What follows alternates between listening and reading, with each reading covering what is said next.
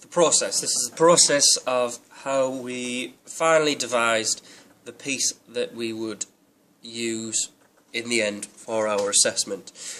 We brainstormed several locations after we'd decided not to use the previous ones, and after coming up with a few, we settled on using Lucy's actual house, and this had several advantages. The most obvious being that since it was Lucy's house, we had full permission to use it, and also to get there to rehearse it. We didn't have to have permission or check when it was free. We could always get there and we could rehearse the pieces that we wanted to do. And also because it was a house, it was easy to practice at our own homes with some degree of familiarity of what it would be like in the actual performance.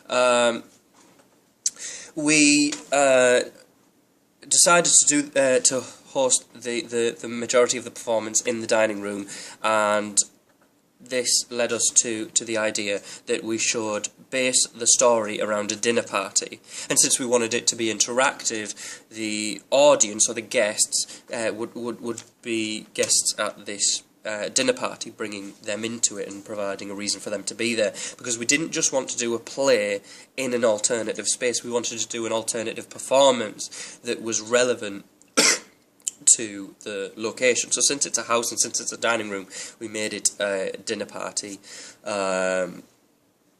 idea.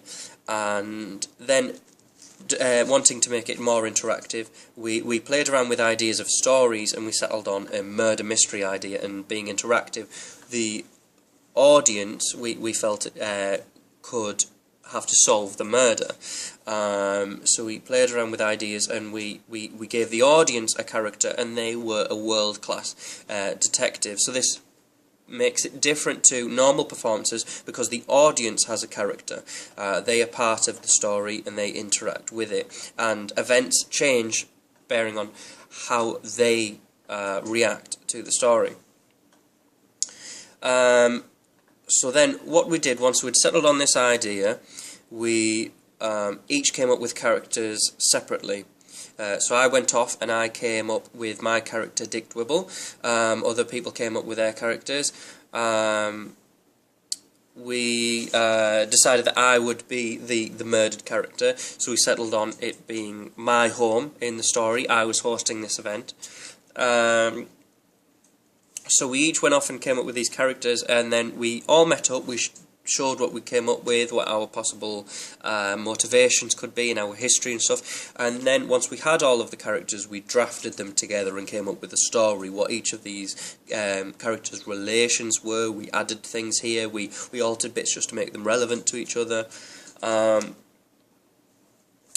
then when we all went out together to buy props and stuff, we added the finishing touches, how the murder took place, and what we decided in the end, because we played about with the idea of a few different people being the murderer, but what we decided in the end, to make it more fleshed out and more interactive, was that we came up with alternative endings based on each of the different characters all being the actual murderer, so that whoever the audience picked, whoever the detective picked, they would be the murderer. And then we had a confession, so we each wrote out these possible confessions and scenarios. And some of the props we got were a set of police officer